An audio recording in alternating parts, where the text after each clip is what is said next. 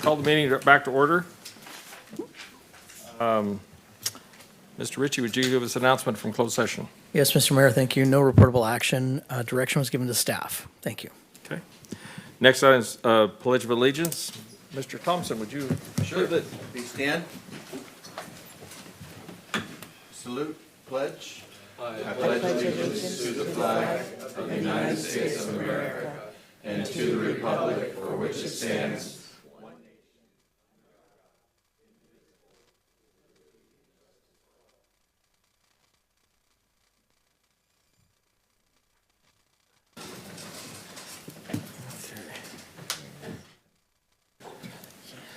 Adoption of agenda, please.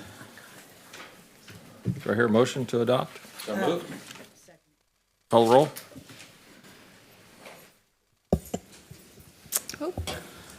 For some reason, these are out of order. I'm going to call a verbal roll, if that's okay. All right. Councilmember Reynolds? Yes. Councilmember Thompson? Yes. Councilmember Goodson? Yes. Vice Mayor Smith? Yes. Mayor Pittman? Yes. Thank you. I forgot to welcome you all to our council meeting tonight, and just to give a little safety message, if you need to leave the building, we have an exit there. And we have, of course, the exit that you came in the doorway, and then next to the doorway, there's a hallway if you need to use the restrooms. So if we get really full in here, the other room, the fireside room, has a speaker too, so you can sit in there if we get full, but it doesn't look like we're gonna need that tonight. So just a little safety message, and if we do have to leave the room, we're gonna make, Mr. Fred Bale will be the last one out of the building. All right, looks like next item is swearing in of new officers. Make sure they're here. Stuff in the hallway.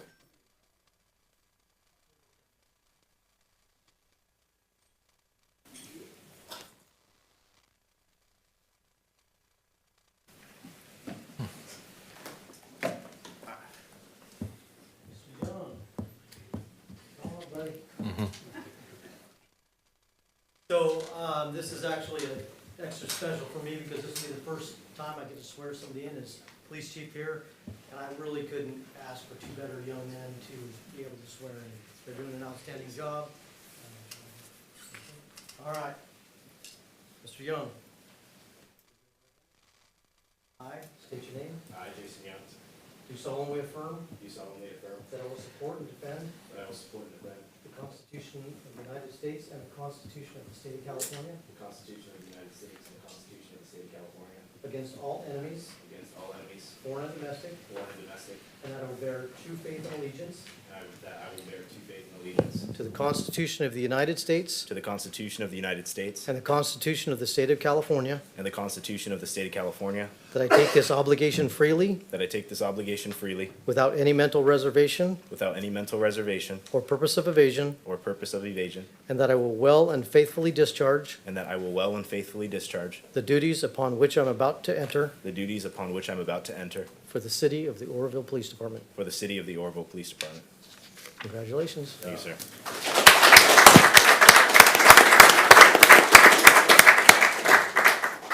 This is the fun part.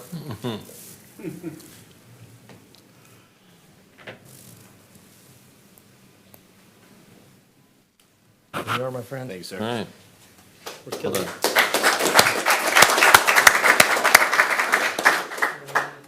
Over to Ms. Kayla, and we'll sign that. Officer Maurizio.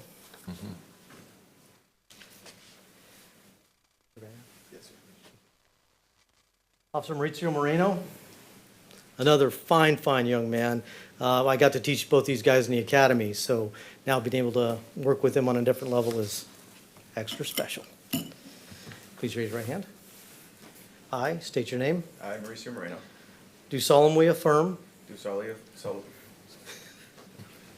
affirm that I will support and defend that I will support and defend the Constitution of the United States the Constitution of the United States and the Constitution of the State of California and the Constitution of the State of California against all enemies, against all enemies, foreign and domestic, foreign and domestic, that I will bear true faith and allegiance that I will bear true faith and allegiance to the Constitution of the United States to the Constitution of the United States and the Constitution of the State of California, and the Constitution of the State of California, that I take this obligation freely that I take this obligation freely without any mental reservation without any mental reservation or purpose of evasion, or purpose of evasion, and that I will well and faithfully discharge that I will well and faithfully discharge the duties upon which I'm about to enter the duties upon which I'm about, the duties upon which I'm about to enter for the City of Oroville Police for Department. the City of Oroville Police Department. And I believe you have.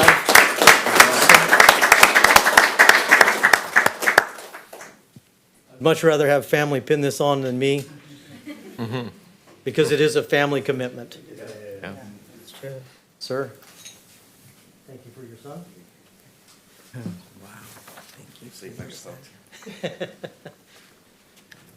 So it's okay to draw blood. It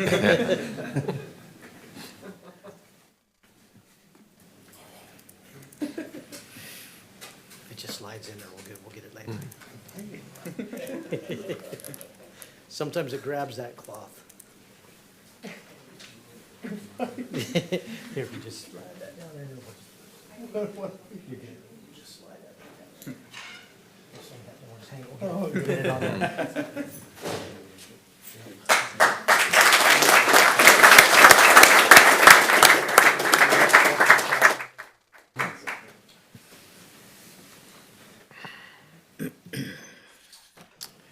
If you didn't know, that was our police chief, Jason Wines, that conducted that ceremony, and I want to hear a round of applause for him. A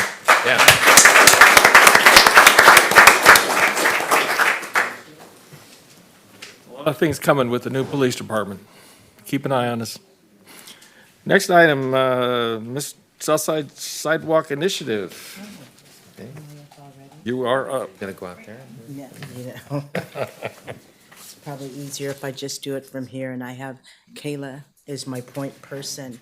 Good evening to each and every one of you. I want to make sure that you can hear me. So as you all know, I am the representative for Southside Oroville, District E, which is, I wanted to bring to your attention the urgent need for sidewalks in Southside, specifically on the corridors Burlington and Spencer Streets. These are two main thoroughfare routes which are heavily utilized by our children. They utilize these main corridors to walk to the two schools in the area. This initiative, it's a federal grant, and it aligns with the objectives of this grant, which is the Active Transportation Infrastructure Investment Program Grant, in short, ATIIP. It emphasizes youth safety. And so Southside Oroville, as I began to research this, and actually I had a conversation with a group, California Consulting, that many of our county supervisors utilize, and schools. I had a conversation with Superintendent Spencer Holtum, who has also been a recipient of some of the funding coming out of the grant writing from California Consulting.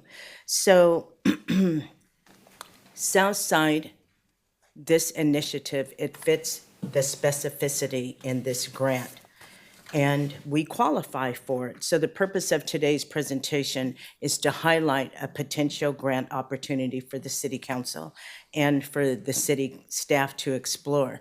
And let me remind you, or if I haven't already, I know it's, you can see it on the visual here, but the deadline for completion and submission of this specific grant is in June. So this is in an ideal situation. Hopefully, something can be expedited, and I will share with you what that's going to entail. Next slide, please. Next slide. Councilmember Goodson, could you bring the mic a little closer? Sure, I sure can. Make sure everyone can hear you. Thank you.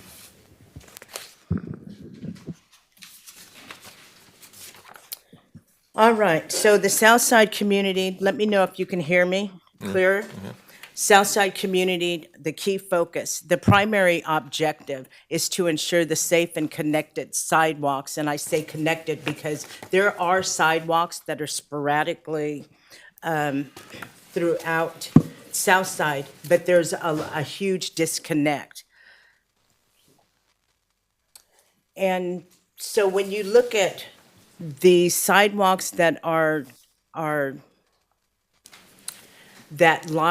the connectivity, this is where we're looking at Burlington and Spencer. They're critical routes. Many of our students are age 5 through 15, and they walk to school sometimes with or without their parents and their guardians, and by themselves. Next slide, please. Now, this is an excellent picture, and this picture was provided for me by Pastor Kevin Thompson. You can see the church in the background. That is his church. And in the front, that is where, and it's very difficult to see, but that's where our two schools are. That's going to be Wyandotte Avenue School and Central at Studios. But this is the street. As a matter of fact, prior to this, Sade and I had a chance to walk some of this street doing the interview, and she was very surprised at the amount of flood and where the children have to walk. I was ankle deep during that interview process, so my pants, the bottom of my pants were very wet.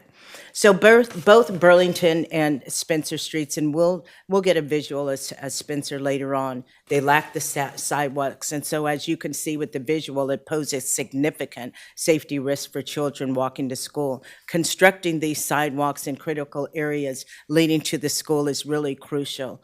The residents have been complaining, they've been voicing these concerns for many years. And the absence, as you can see, of these sidewalks, it forces the children to walk on the busy road shoulders. As Sade and I were standing there on the side, we were splashed with the cars, and they don't stop for you. They keep right on going, and it's just amazing. So, and especially, we're in the rainy season now. Unfortunately, this is really the right time for this presentation. The rain could not have been better. So let's move on to the next slide, please. And this is where we have a part of this grant is accessibility. The sidewalks improve the accessibility of commuting to school and other essential services for all disabilities. Parts of Southside, as we can see here, and this is a picture of some of the route on Spencer Street. As you can see, there is a sidewalk and then there's a gap. So parts of Spencer have missing segments of sidewalks, and it makes it difficult for wheelchair access and mobility issues to navigate this area safely. Safe and accessible sidewalks are crucial in ensuring that all children in all communities have equal opportunities to attend school, to attend it safely, and participate in community activities without any type of hindrance. Please move to the next slide. Thank you. We're looking at the health and the well-being of our children, of our adults, of our elderly, of those that reside in our communities. Investing in sidewalk infrastructure, it boosts the overall community well-being. It fosters a more walkable and connected neighborhood. It boosts morale, and it encourages social interactions, community engagement, and everyone has a sense of safety. And the lack of the safe sidewalks, it really affects the physical and the mental well-being of the children. When Sade and I were out there, and we were just imagining navigating through these puddles against traffic coming and going.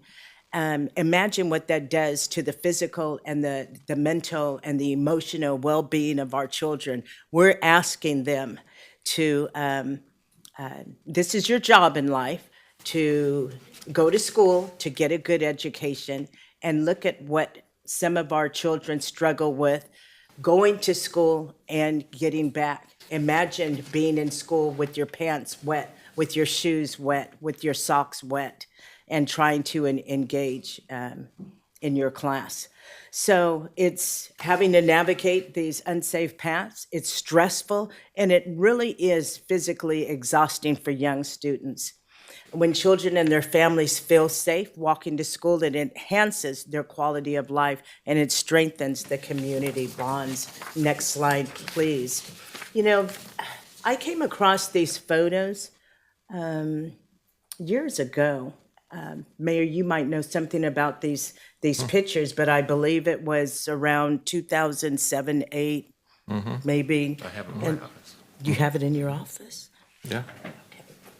And so we're looking at what Southside can be, and not in the future, just right here and now. The economic benefits, enhancing sidewalk infrastructure, and it increases the foot traffic to your local businesses, it revitalizes neighborhoods, and it raises property values. When you have sidewalks, it raises property values and a pride of ownership.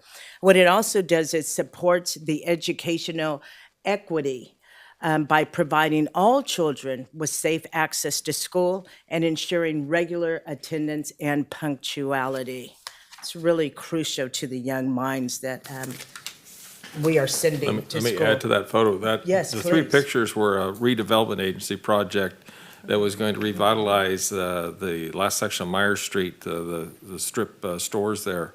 And that project had a lot of headstorm on it until the state government wiped away redevelopment agencies. And so after that was wiped away, we didn't get a chance to build it. But we did all the engineering, we did all the work, the pre-work and everything. If we could find the money one day, it's ready to go.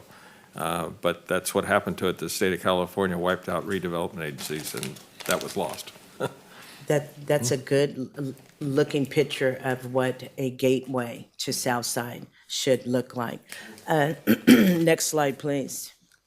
And so there is a certain amount of specificity and eligibility requirements anytime you write a grant, especially when it's a federal / state grants. So as I was researching it, I said, well, Southside Sidewalks Initiative meets all the criteria. Number one, connect active transportation systems, safe and continuous sidewalks in Southside Oroville for accessible walking paths. Number two criteria, reduces accidents and fatalities. It does. It reduces accident risk, and it supports the ATIIP's goal, which is to decrease road fatalities, accidents, and injuries. Third, it improves the community economy.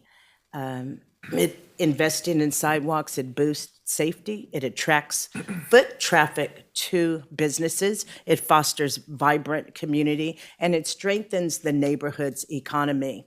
4, it offers transportation options.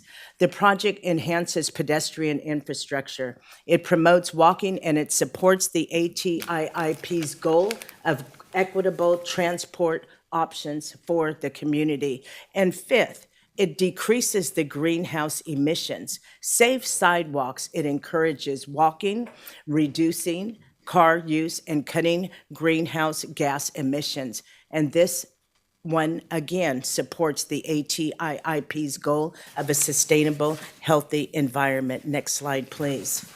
So I wanted to share with you, this is just copies of signatures from Southside residents. There are well over 200 signatures that were obtained not within a week, not within a month, but within a 24 to 48 hour period, 2 days. And so as you can see, we definitely have the support of the community.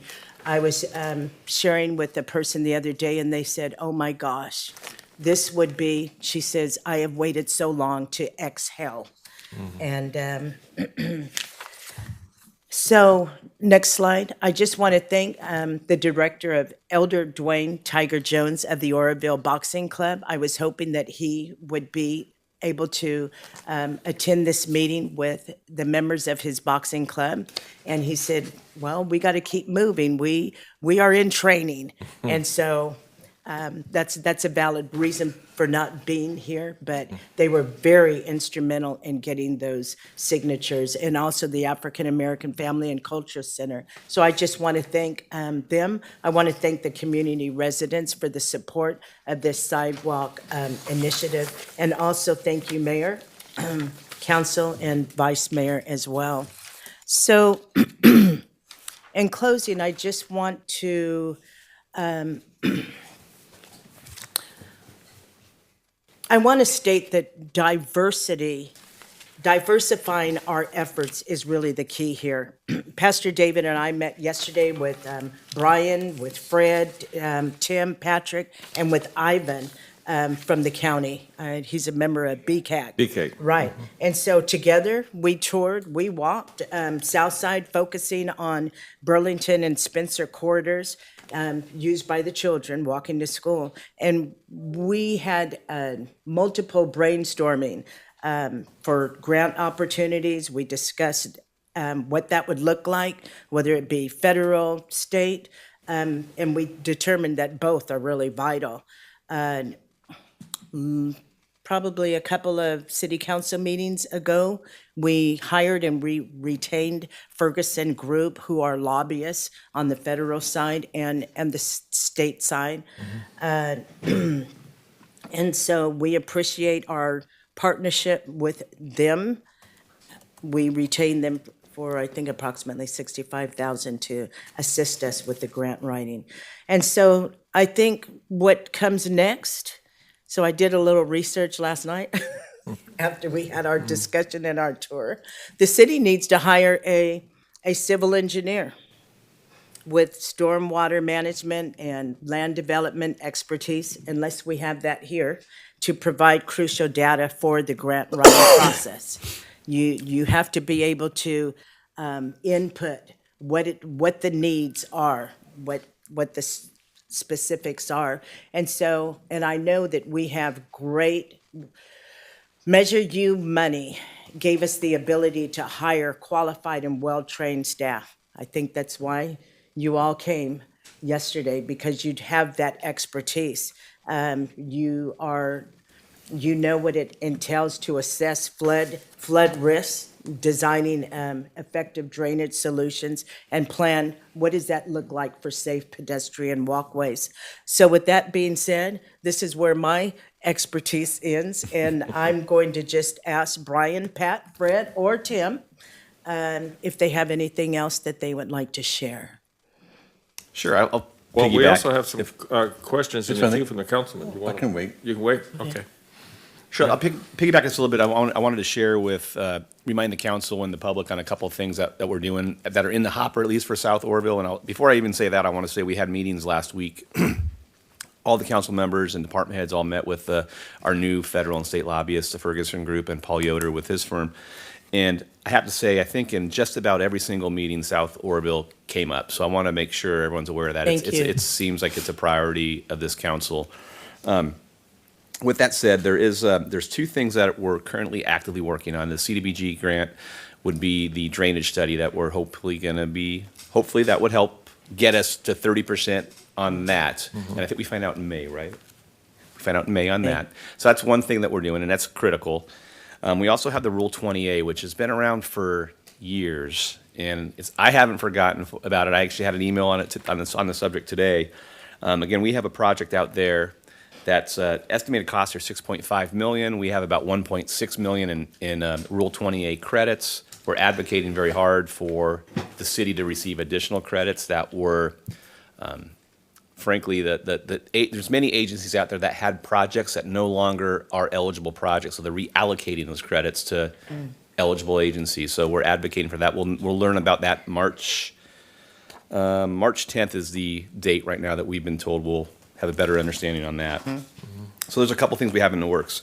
Now, as far as grants go, and we spoke a little bit yesterday about the ATIIP, that's the federal version, and there's the Active Transportation Infrastructure Program, the ATIP, which is a state program.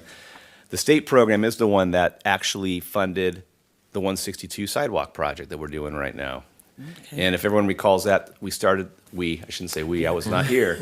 I was here. That was started by this council back in 2016-ish. Yes. Yep. Yes, It's we were talking about that when 2025. Dahlmeyer was the mayor. And it's 2025. So these things, unfortunately, they don't happen as quickly as we all want them to, but they do come to fruition with Right. energy and with progress and with motivation. So in talking with Yvonne, I know what he feels for that specific one, the federal one. You're that- talking about, the ATIIP. BCAG. Yes, with Got it. BCAG.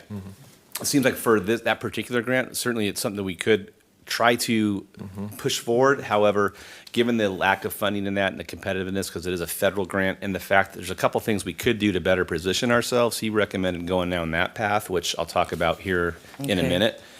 But the other thing I definitely want to advocate for is, if it's the council's desires, and this will come forward, I guess I'm going to piggyback a little bit on something I was going to say later, but getting back to our federal and state lobbyists, we will be working on summarizing all the goals and priorities that your council and department heads came up with and presenting those, ideally March 4th or March 18th. We need to get it done quick.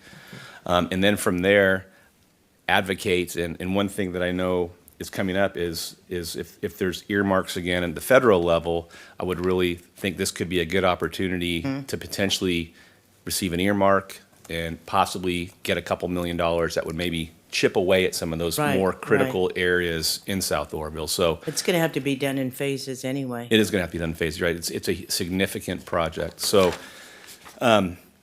there's that. So then on the short term, what we could do is to better position ourselves for future grants. If we could get a cost estimate on a rough estimate on engineering, right of way acquisition, Who would that come from? we would probably, I don't know if we do an RFP for that or if we have anyone in the mix on that, but we could look into that if that was the council's wishes. That would be something that would probably be in the $20,000 range, would be a guess to get a rough ballpark figure on the cost. Because that, again, the more details we have, then we know what we're competing for. know what you're looking Whether for. it's for an earmark or for a grant. And then ultimately, if we wanted to have something, one thing we brainstormed about yesterday was the fact that Burlington and specifically was an extremely narrow street. And if there is a desire amongst the Compared to community to do Spencer. possibly one-way streets there and put some striping down, that would at least provide some lanes Okay. for these youth to it would be a Band-Aid solution. Band-Aid. But ultimately, maybe we have a Temporary. couple community meetings, get the community's input on this is a brainstorming session. Maybe they have some better ideas, but just to Right. get an appetite, is there an interest in? Because I know one-way streets can be, you can get a lot of responses and a lot of actions from that. I can see So- Levi. And I'm not, I mean, I'm Not just on saying, my it's an street. idea. It's just an idea. Those are my comments, Okay. at least right now. I'm All not right, sure if anyone thank else you. has any. Appreciate that. We have Councilman Thompson's in the queue for a question. Thank you. No, I just want to voice my thoughts of support for this. Actually, when we met with the lobbyists, both state and federal, was it this week? Everything's a blur. Last week. Last week. Last week. Yeah, that actually, even though I'm no longer at large, and this isn't my district, I actually brought this up with them as well. As most everybody knows, the South Side has been, we adopted that from the county, and with it, all of its problems and deferred maintenance and infrastructure improvements. So that was on my heart before I was voted in as a, as a councilman for District D. And anyway, just brought up with him that this is something that's needed for our community, because even though I represent a district, we are all Oroville. large still, Yeah, and yes. as South Side improves, I think we'll all enjoy it better. So I'm in full favor of whatever can happen to see sidewalks and safety and improvement for this community. So thank you for putting this together. Thank you, thank you. Councilman Reynolds is in the queue. Yeah, I just wanted to voice my support for this as well. I think this has been on all of our minds and for a very long time. I know there's some other areas in the city. I know we're speaking about South Oroville right now, but if we're going to go for it, I noticed the spot in front of Ishii Hills where those kids are falling down the side of the gravel hill, and there's no I think there should be a stoplight so they can cross over there close to the Y. There's nothing protecting them there as well. So I feel your heart on this. And I would like to recommend also at a state level, I believe Brian touched on it, the Safe Routes to School through Caltrans. That's another avenue, and it might be less competitive than this federal grant, because this federal grant is highly sought after. It is competitive. Yes. Yeah. So I would like to recommend that to you. All right, thank you, appreciate that. Oh, Okay. Do we have any cards on this item? Yes, we do, Mr. Mayor. Okay. We'll begin with Levi Niss and follow that with Pastor David Goodson. Good evening, council. Good evening, Vice Mayor and Mayor Pittman. Welcome. I'm Levi, by the way, as Miss Kayla said. As a lifelong resident of Southside, I just want to share a little bit of my experience, specifically on Burlington. The first 5 years of my daughter's life was on Burlington, and so her first school years was at Wyandotte. And I remember walking her to school and being forced out of the road when cars came by, because some people drive their kids to school, but I didn't have a car. And so we would be forced off the road into those puddles that you guys seen on the pictures. And then we'd have to revert back to the house to get redressed and figure out another route. Now, in the summertime, that doesn't happen, but that happened every winter, not just with my daughter, but with many, many children down that road. And then talking about the elders, me and my sister did full-time care for my mother and grandmother, which lived on Burlington for 11 years. And both of them were wheelchair-bound for a certain portion of their time, grandma for 11 years. And any time they needed to leave the house, especially in the wintertime, we'd be called to come and rescue because half the cart would be down sunk into the mud because they're forced off the road by a car coming. Part of that is the respect of the drivers coming down the road, but Right. the other part is there is no other option. No other With option. folks that don't have cars, they don't have transportation, and folks that don't take their kids to school or walk into school, these kids are on their own. Some of them really young. Yes. And some of them aren't smart enough to get out of the way, and the car's got to swerve. So the danger isn't just for the children or the elderly, it's for the residents on both sides of the road, because I'd rather run into a house than run into a child. Yeah. But those are the choices we're left with, specifically on Burlington. And then speaking about the Southside vision for many, many years, I remember my grandmother who faithfully raised me and everybody in my family. She was that kind of grandma. And I remember them having conversations as young as 9 years old about the sidewalks? safety of us when we were kids running the street. And that's on Barnes Way right behind Pig's Liquor, which is not at all heavy trafficked at all. But I understood what she was complaining about once we moved on Burlington. So I'm in full support. And Miss Goodson, I thank you Yes. for getting this ball started. And I know there's many, thank many you. residents that are proud of this initiative and are in full support of this initiative. And most of them don't understand the longevity of the project. But through communication, they'll understand. Some of them won't live to see it. But guess what? Their grandchildren, my grandchildren, our great-grandchildren will benefit from this initiative. Thank you. Amen. Thank you, Levi. Well said, Yeah. thank you. Thank you. Next one. Thank you. Up next, we have Pastor David Goodson, followed by Terry Dubose. Welcome, Mr. Goodson. Thank you. Good evening, Council. Mayor Pittman, Vice Mayor Eric. Yeah. I call him Eric because that's okay. Vice Mayor Smith. All right. But anyway, so much has already been said about the importance of needing sidewalks on the south side. And Pastor Kevin and myself, and just over the years, there's been a significant, big conversation about safety on south side. And I was sharing with my wife that before south side was in the city, it was in the county. South side many, many years ago was a very vibrant place to live. And I believe that we can get back there.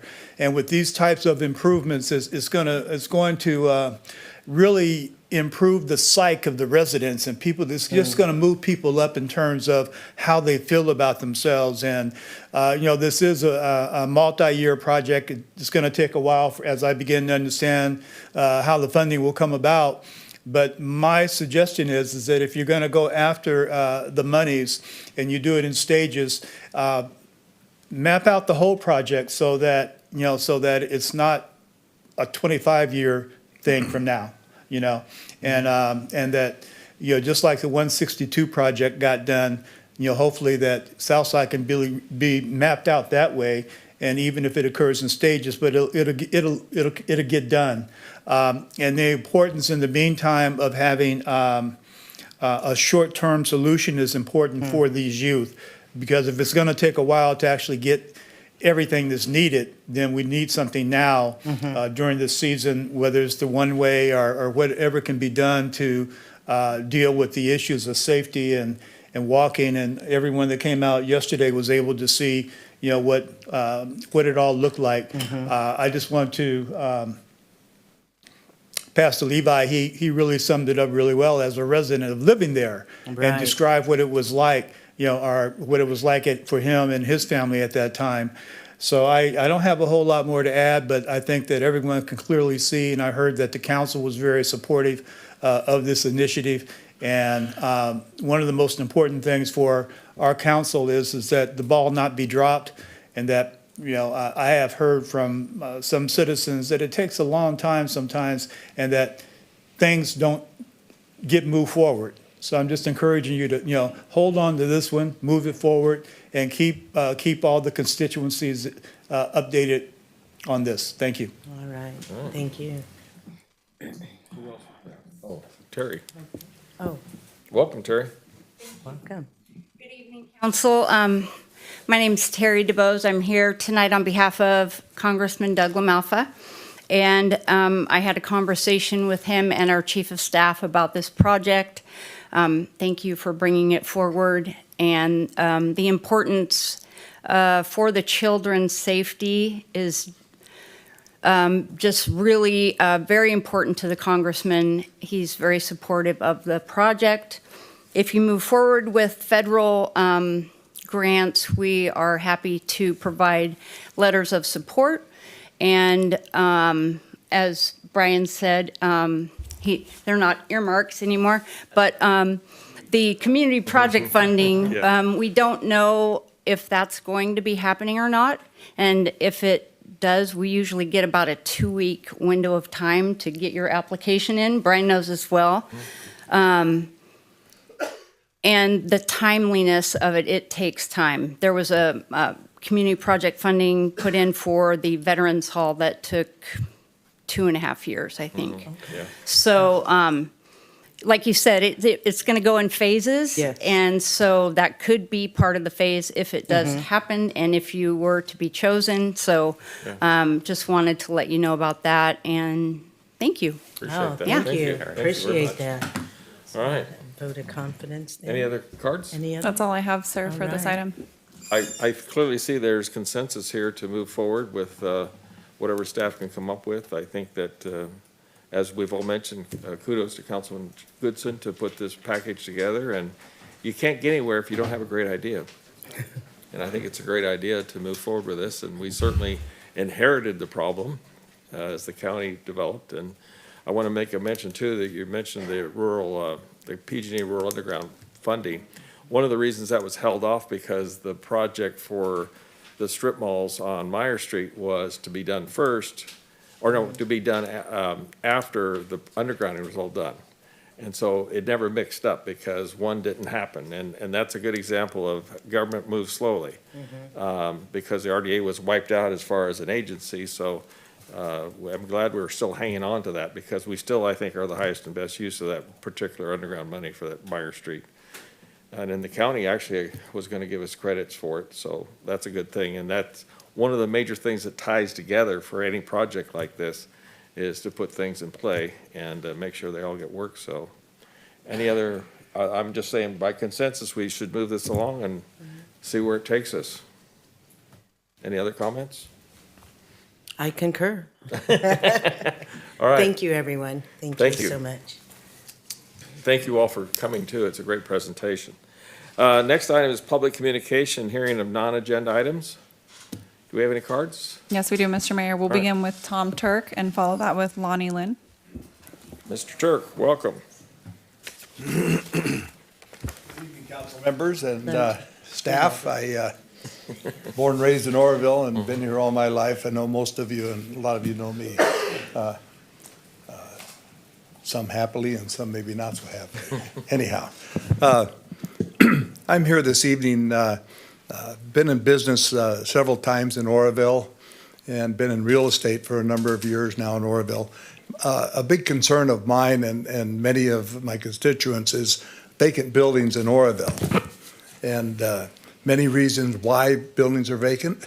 And so without going into a lot of detail, I have a specific request that the council make a consideration of two of my buildings. I have two vacancies now, one on 7th and one on Olive Highway. And I've made numerous attempts to locate a tenant in those two buildings. We've had stumbling blocks at the city level.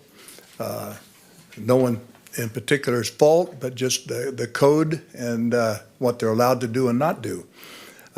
Frustrating for me on Olive Highway, for instance, a use the building was built for in retail and repair is no longer allowed because the city adopted an ordinance that any zoning, current zoning, could be viewed by the city, and city would determine if it would be an allowed use now, when it was before, but it's no longer allowed. There's been, for years, I've promoted Oroville, and as many of you right now, we have a growth concern, and we want to fill vacant buildings. We want to bring new business in. All of us are on the same page in that regards. I've had two inquiries on the two buildings I'm speaking of right now. Two businesses that are new to Oroville. They'll have employees, and both buildings and the tenants that I have fit the criteria that's been existing on those two buildings for many, many, many years. And all of a sudden it's changed. The property owners were not notified of this I won't call it a rezoning, but a different direction on allowed uses. And a lot of us were surprised that the outcome is not favorable for us. Costs have increased for property owners. The property owners need to be, excuse me, need to be economically. Insurance is going. Tom, we're letting you go, but your time has expired. So. Has it expired? Yeah. Okay. We hear you, and we'll get back to you. And whatever you want to do. Can I, one more thing? I just want to invite the council and staff to the State Theater. Can I Sure. take a minute Sure. more for Hand that? it to the clerk, and she'll get it to us all. Okay, Yep. and invite you to the State Theater to a free concert, and Thank you, sir. no cost. Thank you. Mr. Mayor, I think we have a couple, did you have a question, Mr. Reynolds? I did. Did you have a question of the speaker? Okay. Oh, okay, I'm sorry. All But I do, I have a question. Thank you, Tom. I have a question of the speaker. Oh, go ahead. So the building you're referring to on 162, was that where there was a rental place in it at one time for small engines, steel, chainsaws, and then? Correct. Then it segued over and had a solar company in it? if my Solar, memory serves me yes, correct. retail. So if you and, could wave the magic wand in zoning, what do you, I'm just curious, what do you envision it for that site? Just well- that one, just real quick. Okay, one use was sales, retail sales, motorcycles, and now I have, and that person went away because of the denial. Right now, we have a used car sale and leasing company for sales, and right. so, Okay, very good. Thank you, sir. yeah, thank you. Thank you. Thank you. Up next, we have Lonnie Lind, followed by Bill Spear. Welcome, Lonnie. Thank you. Good evening, council. I just wanted to come and let you guys know, and it seems to be the theme this evening, that we just completed a very large main replacement project down in Southside. So we replaced 2,900 feet of main with brand new 6-inch main. Previously, it was 4-inch, didn't provide enough flow, and was very, very old. Along with 77 service lines, and we replaced 5 4-inch wharf heads with 6-inch hydrants, and connected a couple of dead ends out there. So it really improves fire flow and reliability for those customers down there. All right. Also, we put in some applications on the fluoride discontinuation. As you know, we are regulated by 2 different organizations. One, the California Division of Drinking Water, which is on the public health side, and the other, the California Public Utilities Commission, Right. on the rates and that sort of regulatory side. So we put in applications to both of those, and we received approval of our fluoride discontinuation plan from California Division of Drinking Water, and we received a request for further information from the CPUC. So we'll be submitting an amended application to that group in the next 30 to 60 days, and we'll be working with Brian pretty closely on making sure that we get exactly all the information they want out of that. So, yeah. Thank Any you. questions? Good information. Thank you. Good Okay. to see you. Thanks, folks. Thank you. Thank you. Up next, we have Bill Spear. Welcome, Bill. Council. Couple things. One is on Valentine's Day, if we're doing a fundraiser, if you don't have nothing to do, it's a dinner and a movie, spaghetti dinner at Jordan Crossing, and then at 6:30, it's going to be 51st Dates at the State Theater. So come spend the evening, help support us, and 2 birds with 1 stone. Also, the verse of the day is 1 Peter 3:9. Do not repay evil with evil or insult with insult. On the contrary, repay evil with blessings.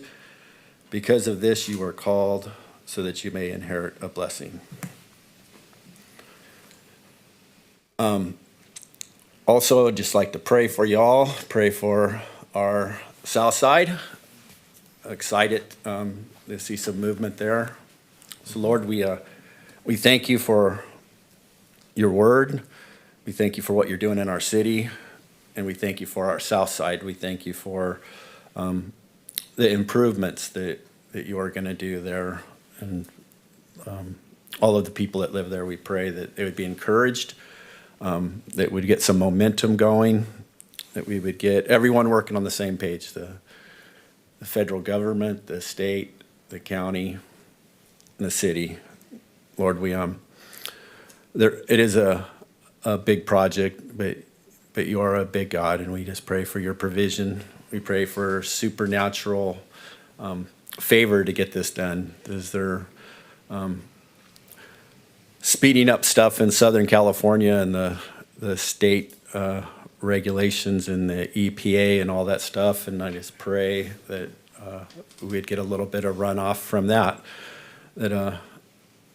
stuff would not get stuck in bureaucracy, but would go through for our city, for bless our whole city as a whole. And we pray that you would continue to bless our city council with wisdom, continue to bless our city with provision, continue to bless the rescue mission, the Hope Center, bless all your churches, bless all the service groups, bless all the first responders, the police, the fire, all of those who dedicate their lives to making a difference in other people's lives. And we love you. We thank you. We praise you. We give you all the glory. In Jesus' name, amen. Thanks, sir. Is that it? For cards? Yes, Mr. Mayor. All right. Next item, we thank you, everyone's talk and presentations. Next item is council announcements and reports.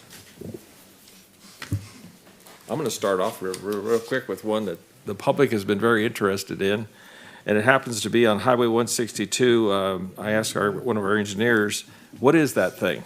And everybody in town thinks it's a stoplight. At the Highway 162 has a new pedestrian hybrid beacon at the intersection of Spencer and Ora Dam. That's not a stoplight, it's only a stoplight for pedestrians, as Alyssa reminded me, and it was to address the extra pedestrian needs for Central School and the bus hub, to name a few of the pedestrian generators to that particular intersection. So the posts are up, but it won't probably be completed until, do you have an idea on completions around May, June kind of thing? Mr. Mayor, it's going to be sooner than that. The project should be wrapped up late February, early March. Okay. And the high beacon, that should be addressed in the next few weeks as well. I think there's a few things with PG&E that needs to be worked out still. The mast is up, the signs are up, the canvas sacks are over the lights. Right. It's called a high visibility crosswalk beacon is what they are. So it's going to be a great enhancement for the corridor. And those should be wrapped up hopefully by the middle of March. So I'm going to And- assign and the all of you project. in this room to communicate that to the rest of the community and let them know what that is, because there was a thought it was a stoplight and everybody went ballistic. So you guys have a job now. Go out and tell your public what that is. Okay. And just as a caveat to that, that's all dependent on the weather. If the weather keeps up sure, the way it is, sure. the timeline's going to be pushed out. And I believe there's going to be an update from engineering on the 18th. Thank you. Who wants to go first on administration? I'm sorry, I didn't, Councilman Reynolds, I didn't see the cue. Yep. I'm on the board of South Orville African American Historical Society, and we have a fundraiser concert at the State Theater on February 22nd. We had one a few months ago, and it was very successful. We had the Brothers Jones there. It was a really fun night, and I'm encouraging everyone to attend. So South Orville African American Historical Society. Thank you. Councilman Thompson's next in the queue. Yeah, I just obviously was gone last meeting because I was in DC at the inauguration, and had a great time. Really was hosted, by Congressman Lamalfa, and I just want to say, saw Trump and the Speaker of the House, Mike Johnson. But I think coming away, the person I was impressed by the most was our congressman. You can tell a lot by a person, not just by the way his peers interact with him, but the way those who work for somebody, the way they interact with somebody, and just the way that you could tell they loved him and respected him. That speaks highly of his character, and obviously his peers on the floor. Just a lot of respect. It was great to hear him speak on our behalf, and I'm just really grateful that we have him as our representative here in this district. So that's all I have to say. I have a question. He has a new title, right? Regional something? Yeah, he's the chair of the Western Caucus. Okay, Chair of the Western Caucus. So he will actually, with that role, he'll be able to bring some things at the forefront for our communities. Right. Good. Good job. I believe that's I'm not work Yeah. for him, but I think that's about right what he is. All right. Vice Mayor Smith is next. Thank you, Mr. Mayor. March 15th, we'll be celebrating 45 years Tree City, USA, which is a very prestigious honor. I think we're the seventh highest or most years as a city here in the state of California with that prestigious recognition. And this will be the 6th year that we celebrate with a festival, and that'll be at the Convention Center. And that'll be all day on that Saturday, March 15th. Everyone is invited, and there'll be more to know. Thank you. All right. Department heads. I'll go really quick. I just had a couple items. Again, I wanted to just reemphasize that everyone had a great meetings with the federal and state lobbyists last week. And again, the goal is to bring a goals and priorities document to the council either the first or second meeting in March for input. So we'll be working on that. And then the other thing I had was we had an executive committee meeting last week where we talked once again about fireworks and some suggested changes to the municipal code. So we'll be bringing that forward here in the next meeting or two as well. That's all I have. I'll go Go next, ahead. Mr. Mayor, if that's okay. Okay. I just wanted to let the council know that there is an unscheduled vacancy on the planning commission. One of our commissioners has resigned. The vacancy will be for a 4-year term, and applications could be found online at the City of Oroville website and will be considered after February 24th. Looking for another planning commissioner. Thank you. Mr. Belser.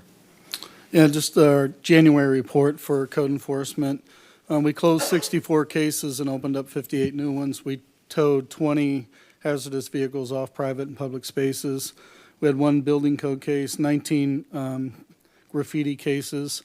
As you can tell, the Oroville Police Department's out doing their job because a lot of the stuff that was tagged around our buildings had to do with the dislike of the Oroville Police Department, which means they're doing their job. 1 multifamily case, 33 public nuisance, 3 substandard cases. And we have some good stuff coming up next week. We're going to demo a couple more hazardous homes in Southside.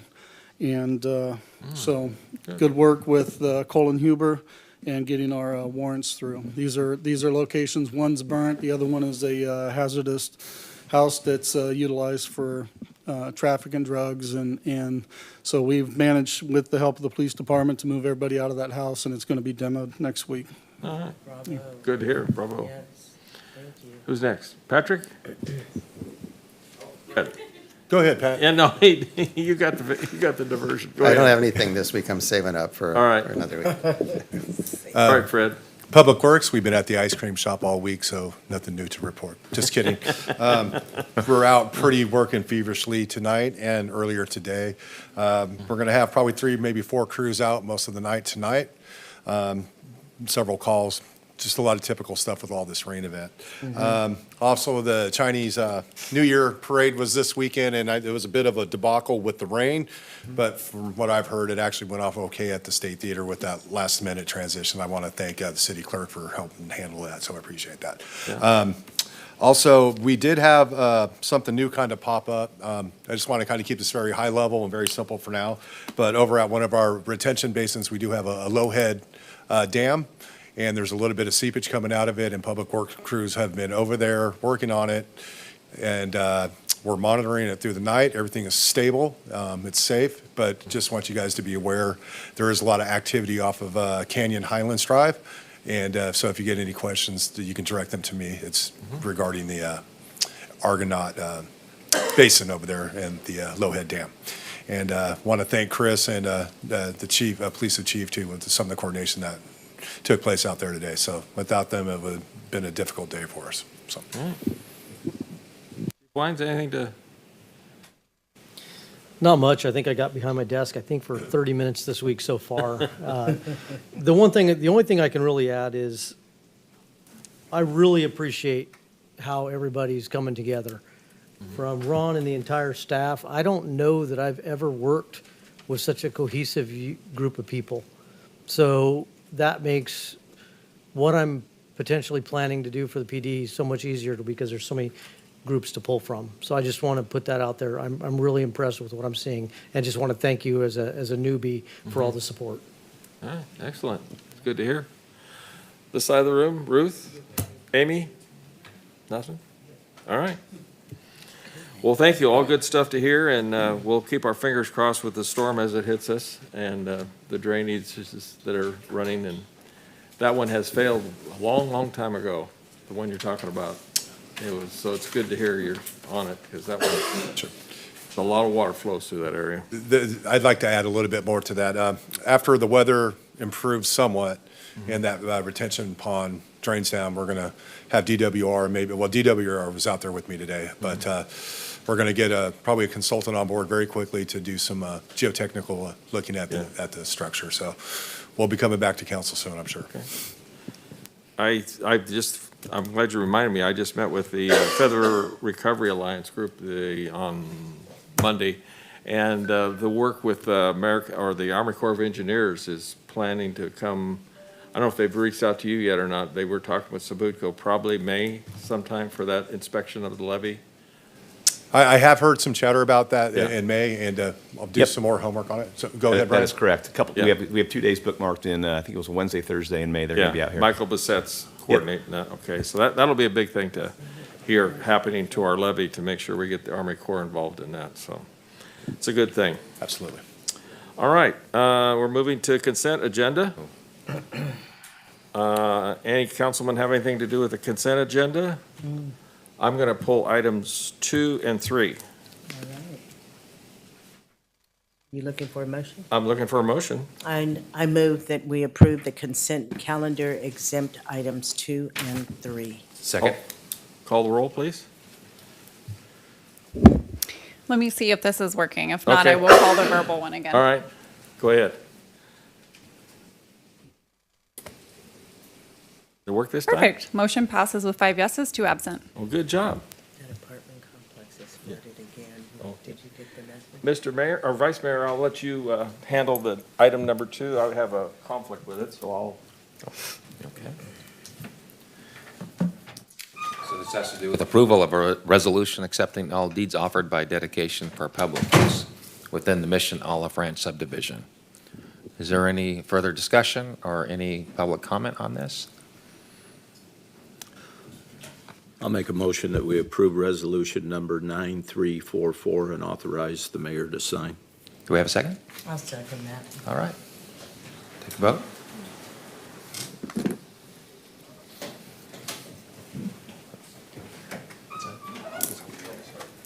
Nope, it looks like we're. Ms. Janet. Member Goodson. It looks like it didn't register yours.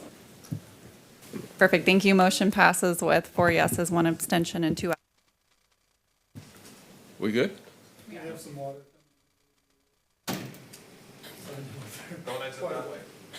Don't exit that way. Need a new exit. All right. All our drainage systems are being well tested today, huh? Okay, item number 3, I pulled. I want to have a separate vote on that particular item as the question here is, this is a cost that we should have never had to bear. Just my point of, from the taxpayer point of view, that our firefighters before used to work a 56-hour week, which was much cheaper than what we're paying for now. I'll motion for, I'm entertaining a motion for that. Item number 3. Are you still? I'm done. Yeah, that's all I need okay. to do. Just what I. So you're still wanting me to? Yeah. Oh, Yeah, okay. go ahead. All right, very good. I thought you came back and took over, so. Yeah, well, no. All right. Well, do we have any public comment? Any other council comment?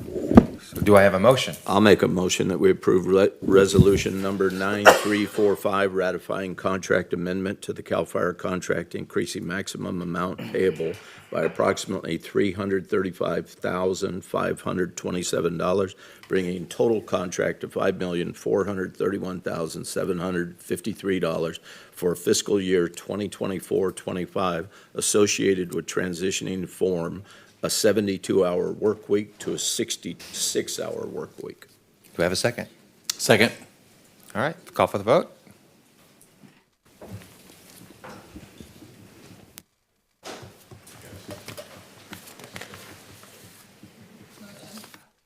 Motion passes with 4 yeses, 1 no, and 2 absent. All right, I guess it comes back to me now. My pages here, I'm confused. Regular business, item number 7? Yes. That's mine. That's yours. Mayor? Okay. Yep. Patrick, go right ahead. We've talked about this quite a bit. I've made announcements to the council about the 311 system that we wanted to bring to council. And so we've put an RFP out. We got bids back for that. There was a 7-member panel to review all the bids. It had 3 council members and 4 staff members. And at the end of the day, we chose Catalyst to present to council for an agreement. This project, 311, it provides a citizen engagement process where we can push out vital information to the public for anyone who signs up for the app, and anyone who signs up from the app can push information to us. They can let us know where they might find graffiti, potholes, encampments, those kind of things, and then it goes directly to the appropriate staff for disposition. And we do have members of Catalyst, the Catalyst team online. Kayla, are they on with us? Yes, they are online. They are promoted to panelists and have permission to speak as well. And they are. Good evening. They're prepared to just give us about a 5-minute presentation about how their system works. Can you guys hear me? Yes, we can. Hi, Mike. Thank you, Pat. Good evening, council. Thank you, everyone. Let me share my screen. Let me know when you guys can see it. Hold on. There it is. We All can see right, you, so sir. as Pat said, thank you guys again. I'm going to do a little bit of role playing. I'm going to kind of play the citizen, right, the constituent, their view, their experience with the application itself. I'm going to go through how they put in a request, how they receive notifications, and so on. Then I'm going to dive into the responder side, right, all with under 5 minutes, hopefully. And then feel free to stop me, ask questions during this quick presentation. So what you're looking at here is citizen experience. It's going to be fully branded to the city of Oroville, right? You're looking at right now is Berrien, Washington. This is what the online web portal would look like. This would be essentially on your website, right? It's ADA compliant as well as mobile friendly. As you can see, there's translation all over the map as well in the branded app. You guys can have translation tools built into the branded app itself. What you could do is, aside from the branding, you guys can have custom text here. You guys can also have different buttons for whatever you guys want the application to do, whether it's linking out the payments, sharing public reports and transparency dashboards with the public as far as requests go. So really the sky's limit as far as apps or as far as buttons go with the app as well as the portal itself.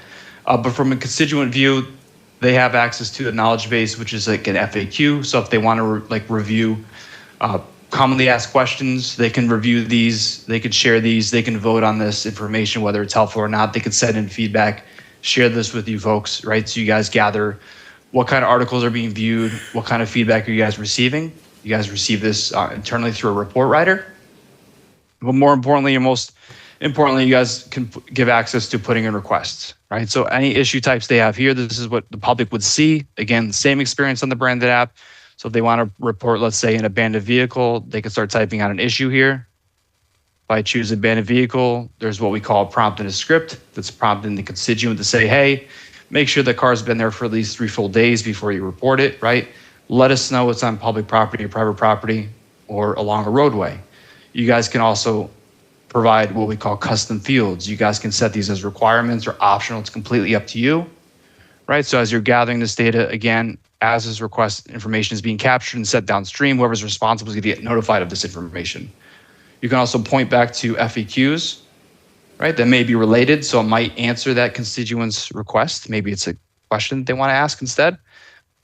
And then they can put in comments, attach photos, right? This application accepts videos, a long list of file formats. So if I want to dump in a few files or images and so on, I can just drag and drop these into here. If I'm on the mobile app, clearly you could just snap a quick image from my phone, right? And then from here, just click next. It's going to ask for location. When I'm on the branded app, it's going to choose my lat long, right, based on where I'm standing. And depending on the device they're using, it can use either Google, Esri, OpenStreetMaps, completely up to the individual, right? They're going to figure out where that abandoned vehicle is and then create the request. So again, once that request is created, whoever's responsible for handling that abandoned vehicle, whether it's DPW or code enforcement, they're going to get a notification, right?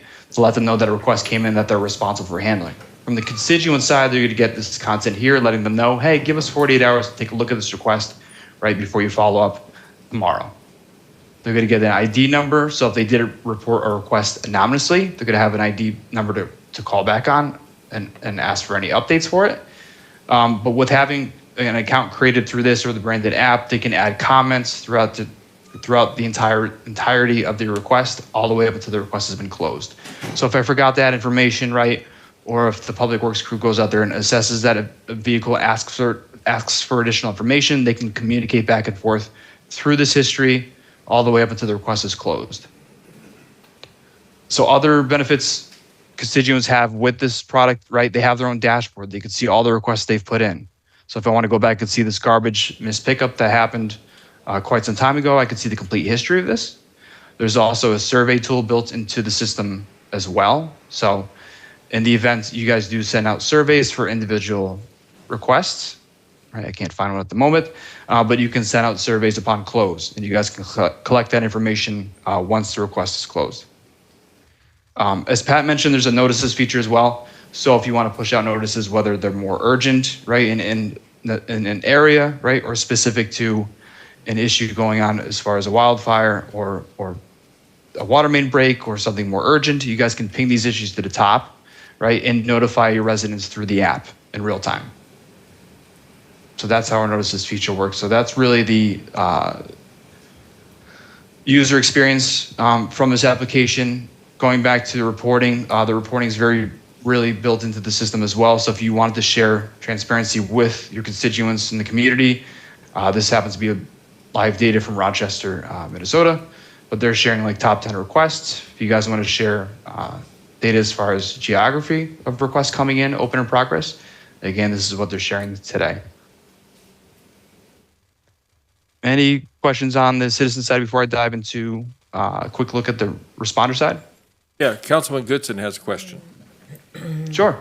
You might have already addressed it ever so slightly, but I know that there's folks that are in TV land and sitting right here that that was like a 777 went over their head.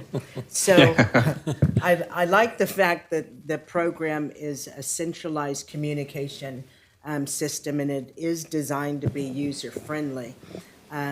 And so if I could just kind of break it down in a nutshell, if a resident had a complaint or a concern, they would use this portal, and it's just a single point of contact for residents to report non-emergency situations, right? Issues. That's correct. Complaints, and just to seek information.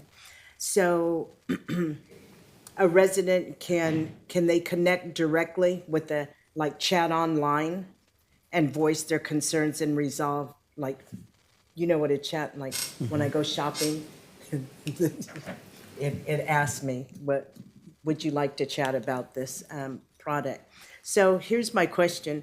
When a resident calls with a concern now, because this is an app, does the system automatically prioritize the service request? And how will the resident know when their concern will be resolved? And what's the time frame there? How will they know so they don't have to keep calling? I know you said something about 24 hours, but. Well, can I just real quickly, Mike? Mike will be able to explain it better, but this is not. People can call in on the phone just like they have been. It's a call center. No, it's not a call center. They can either do this on the app, or they can have on their laptop or their computer, or they can do it on their phone. So they can download the app and they can do this on their phone. When they're driving around and they see, let's say, a stop sign that's falling down or something like that, okay. They can take a picture of that. It'll geocode it based on that location. It'll go, and then they'll have a menu of where it can be delivered, like the department it would be delivered to, like signs down or something like that. And it'll go straight to Public Works, to the person that's responsible for that. Same thing with graffiti or potholes or that kind of thing. So, and then once they have that, they can if they go in as a guest, they won't really well, Mike will be able to tell this better, Mm-hmm. but they can go back and they can look to see what was reported. And then they can see what other people have reported, and they can see, 5 people have already reported this stop sign is down. So it gives some updates about what's happening with the process of the, and Michael, correct me on that if I have anything wrong, or expand on that. No, Pat, you have it correct. So it's up to you folks whether, which request types you want to prioritize. So that would be set up on the back end as part of our project implementation. Like, obviously like a missing stop sign, that would be our high priority request that we'd put into the system that would notify your team, instantly, right? Whereas something that would be, maybe a question to council or maybe a question about an upcoming event wouldn't be so high prioritized. So those would be built into the back end. And then as far as Pat mentioned, as far as other requests and so on, Yeah, there's a lot of configuration in the back end that you can set as far as expectation that goes out.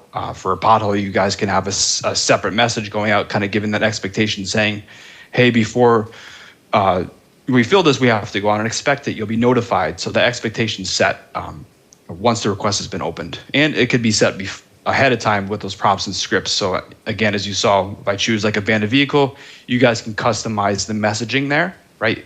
And this happens with each request type that's in the system. Thank you. Point of personnel. Mr. Goodson, were you listening? You're going to see his name a lot. Well, it comes to my mind too, is we just had a nice presentation over sidewalk curb and gutter problems in one area. And I would suspect that it might be a great place to load that information too for folks. Beyond the signatures, they'd actually give us time, date, and time.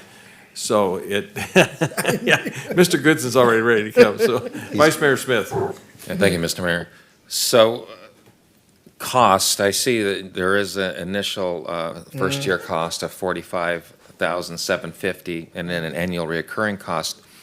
Has your firm been able to identify the overall efficiency? And so though there's a hard dollar cost, part of this is that it generates a higher level of efficiency within the city, its ability to respond to concerns. And then also, anecdotally, if there's a problem with a stop sign, you know, this is hard to quantify, but assuming we would be more prompt at responding to a public safety issue, there's less potential for accidents and all of that. So just on a high level, though we're going to be spending, you know, hard dollars here, do you have any quantifiable savings that the city could realize through maybe a study or some other kind of information?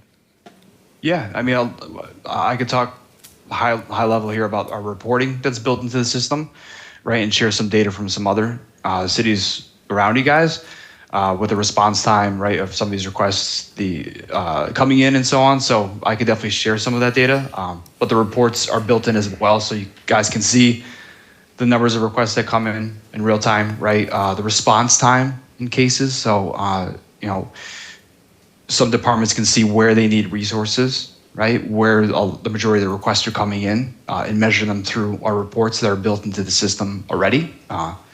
There's dozens and dozens of reports that are built into the system and hundreds of other reports you guys can upload that are included with the subscription cost.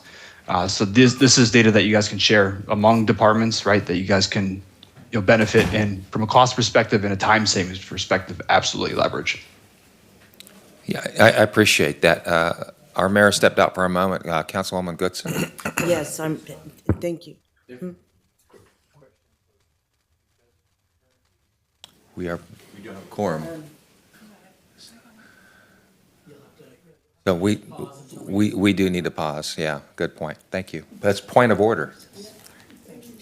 Yes. I think. Do you have a song? No, but I have snacks. Michael does have so he's gone through with us how it looks for the citizens. He could show us how it looks for the staff, if you'd like to in the meantime. Yeah, of course. Is that so okay? Depending on the, I'm sorry? Is that okay, David, for us to do that? Sorry, Mike, just one second. So we're gonna. Water? Why is everybody leaving? Okay. Mayor's back. I need to run too. Do they know something is a bomb threat? Is it water issues that everybody's leaving? A little bit. There's something about a main. Okay, for those of us that are, those of you that might be listening online, because of the rain, I think it's generating some distraction here for our meeting this evening. So just in case you're wondering kind of what's going on. But our mayor has returned. Sorry. And so, Mr. Mayor, it's all yours. Thank you. Well, Councilman Goodson, are you back in the queue? Yes, I just had a question. Thank you for bringing up the cost factor. And so the staff report does state that there's an annual recurring cost of $25,750. And it says that the system is expected to improve operational efficiency and reduce costs associated with manual processes over time. So my question is, because I started researching the costs, and correct me if I'm wrong, and you probably have more up-to-date calculations, but there were a couple of references that I came across that stated that implementing and maintaining a 311 system can be costly, and that can range anywhere from $3 to $7 a call. What does that mean? I don't believe it costs anything additional, but Mike, I'll let you talk about that. The all-in cost Right. for the service for the year is $25,750. And that's it? That's just the Right, market there's- cost? Is this Okay. mostly a web-based? I mean, the phone calls would not be through this system. This The phone calls system, would be through period. our regular system it's existed. So this would be all a web-based system. So the $20,000, they'll spend, was it 8 to 10 weeks is what they're estimating it'll take for them to put this together. And then that will be set, and then people can use it. And then as if we find bugs, they'll work on that with us. But that is the not to exceed cost for the first year. So you said 8 to 10 weeks. Is that for training purposes? Well, it's for them to set it up because they're going to customize it for us. So they'll use our colors. They'll put a picture on that we want. So they'll actually be customizing it for our purposes. So what he showed you there was a city in Washington, but once he builds ours out, it'll be our city. So it'll look a little bit different, but it'll still be the same functionality. Nice. Thank you. Any other questions from council? Do we have any cards on this item? We do not, Mr. Mayor. All right, folks, For a motion? I'll entertain a motion. I move that we approve the selection of Catalyst as our service provider for the city's 311 system. A second. Call the roll, please.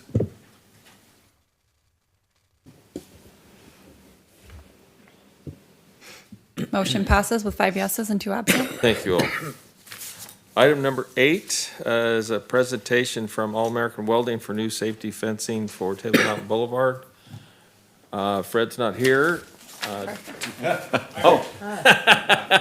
I'll kick it off if Mr. Mayor in Fred's absence. Come on up though. Come on up. I know there's been a lot of discussions over the years, even Yes. before me, about Table Mountain Boulevard and some fencing. You know, when that sidewalk was expanded, we knew we needed something on there Right. Right. to help as a safety barrier between the traffic and the pedestrians. So Fred has been working, and he received a couple of samples that we wanted to present to you folks tonight to see if this was something you might be interested in. So, sure, Yeah. please. Well, first introduce yourself. Oh, Yeah. I'm John Boucher. I'm the owner of All Welcome, John. American.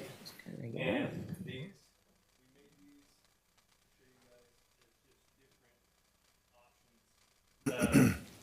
different price points, different options, things that we could build for you guys.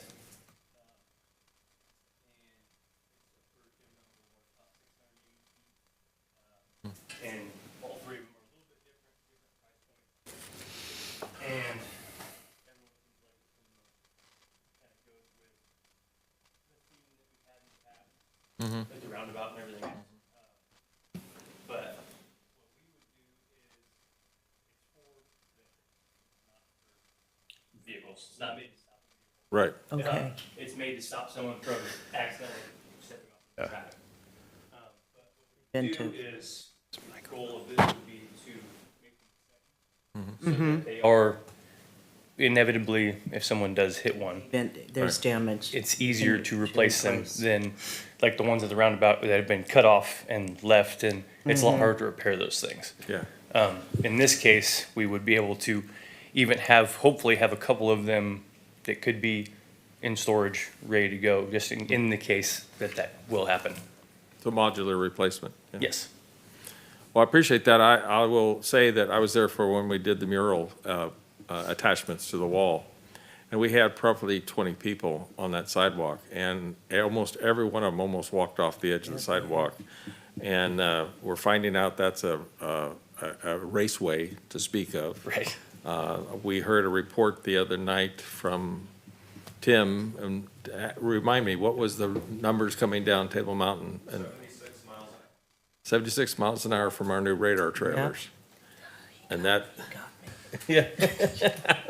So that's a significant thing, and clearly there has to be something there. I mean, Right. just so people don't step back, because they want to take a picture of the mural, and I think 3 people we stopped from doing that, so.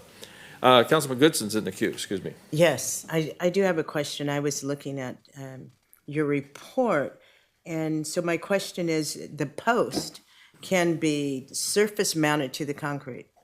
Correct. Or core drilled and set in the concrete. So my question is, which one is more beneficial and more easily repairable, or is it just cosmetic? What's, It would, cosmetically, they look better, They in my look opinion, better. when they're in the ground. They don't Yes. have a base plate. Me too. But easier repaired, easier removed Mhm. would probably be the base plate option. Okay. But we have done repairs like this before where something was damaged or just needed to be replaced. And what we would do is just come back out, re-core the hole out, take the damaged piece out and drop a new one in and reset it. All right. Thank you. Got it. Council, any questions? Oh, excuse me, Vice Mayor Smith, sorry. Councilman Tom, we're still talking about your project. Yes. That's amazing. Years later, here we are. Why did it stop, Mr. Vice Mayor? Do you know any idea why it stopped previously in years past? That's a long discussion. I'm just curious. Yeah, that's- Clip notes? Well, the project, of course, got done with the wall and the, beautification and the art project and the widening of the sidewalk, but somehow, Tell you? okay. Please. Well, when we finished the wall, even though I was pushing for a fence, it was adamantly communicated that we did not need this fence. By who? Council? Anyway, I'm not gonna point fingers, but nobody's gonna be driving up, nobody's gonna fall off, it's not needed, blah, blah, blah, and so it was poo-pooed and shot down. So I'm glad it's back, but I feel like Zoolander, like this is way too small for the wall. And we actually had that conversation in my shop when we were It building needs to it. be 2 times bigger. This is actually, they're actually a quarter scale. Wait a minute, We scaled wait a them minute. accurately Right. to the Which size. I do have a question, so. How tall is it going to be? 42 inches.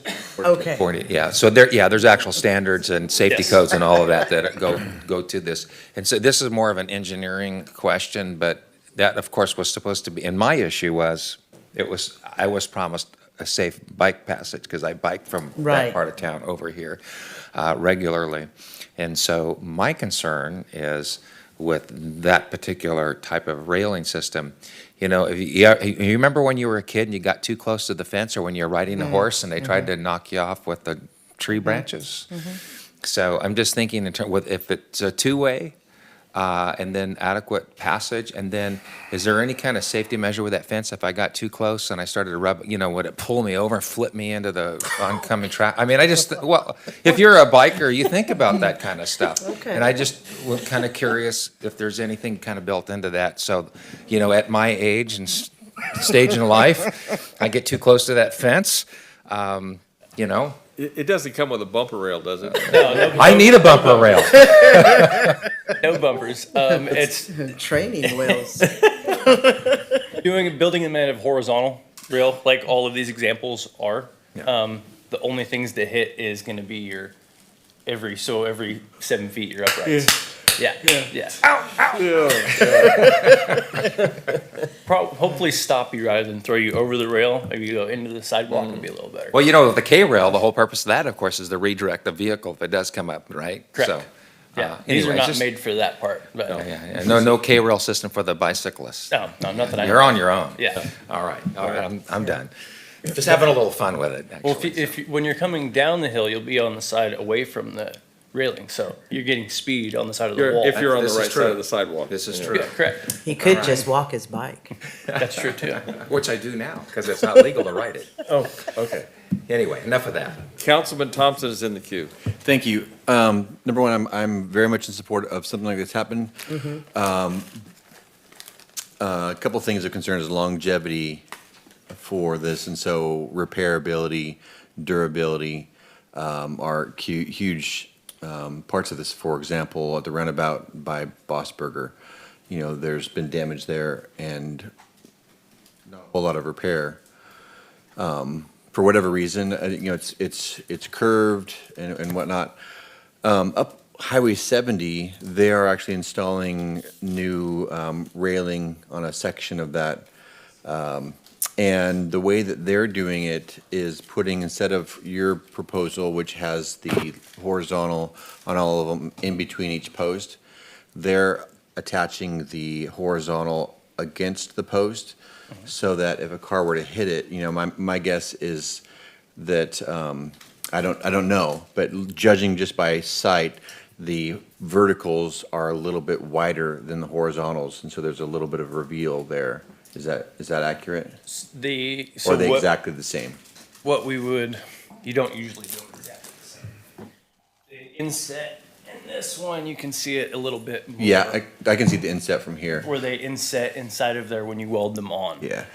Now, if they were to go on the outside, then that is doable. But we're just talking about taking up a little bit more space. So Right. we push everything back a little bit. Yeah, so if a car, you know, because it's going to happen. It is. It is definitely not a matter of if, it is When for sure a it's- yeah. matter of when. So that's my biggest concern. I'm 100% for it. But however it's done, although that's pretty, I think that is going to be the most difficult longevity to repair, say 30 years, 40. I mean, we're talking 50 years. This is going to be there for a long time.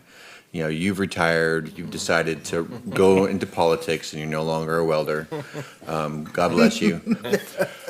And now you have to have somebody that comes behind. District and D. now they, you know, well, we don't have necessarily the technicality to curve that and blah, blah, blah. And so now we're hesitant or pause on repairing this. So beauty is, for me, important, but it's secondary to the safety and the fixability, which is the primary purpose of this. I'm all in favor of putting little fishies on it.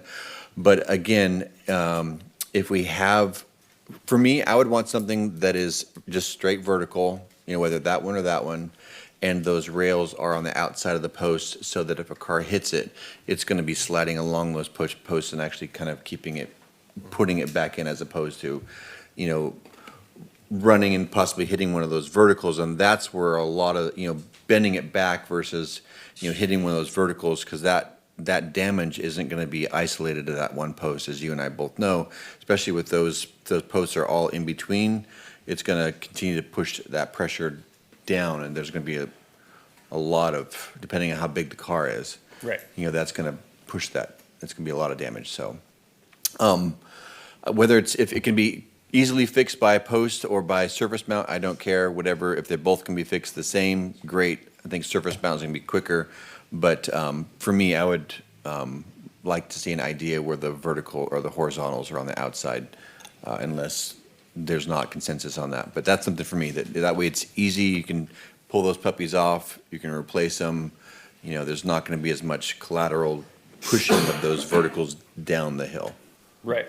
Yeah. Well, then, like I said, the goal is to we don't want to weld anything together on site. Everything will bolt together. So then if there is significant damage and someone takes this section out, Just replace the you can section. replace the one section. Yeah. It would be more So- efficient than replacing the bars on the outside. So are they sections then that are not, it's not one continuous fence, but it's actually segments that are down the hill? Correct. But they will Okay. line up in a way that the top rail will be continuous. Oh, great. So the next section, say this was the section that was picked. Okay. The next section that would go in would have no posts here and Uh-huh. would attach straight to it Sure. and just continue it. I think that's great. And we could also make these actually go to the full width. It's not a big deal to do that as well, so there is no hit point. Although I typically, you know, as a previous cabinet maker, I like reveals. I think it's prettier, but when Right. you're going 35, 50 miles an hour, you're not gonna be like, check out that reveal, that's pretty nice there. Right. So, for sure, full reveal, if it's not the exact same width, then pushing the outside one at least, you know, flush with the car traffic side. Right. So that if somebody hits it, it's gonna hopefully, I mean, again, I'd still like it to be a little protruding out from the verticals just to protect that, but, I mean, if they're replaceable, is it possible with this proposal that you build already pre-build, and we pay for, like 3 new sections? Because again, it's not a matter of if, it's a matter of when. So in this proposal to have like 3 or 4 or 5 already built sections, and so if they are broken, we're not being like, okay, well, how busy are you? Can you fabricate a few replacement parts for us?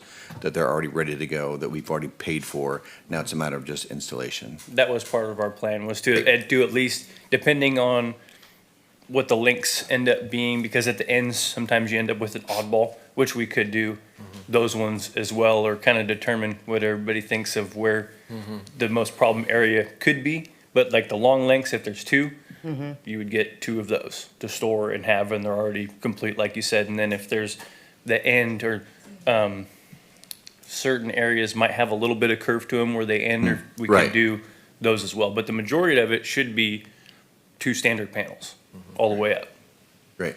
And then at some point, there's going to be somewhere where it says Scott's Wall, right? Because, oh no, all right. You can hang a banner on there if you like. No, I can't.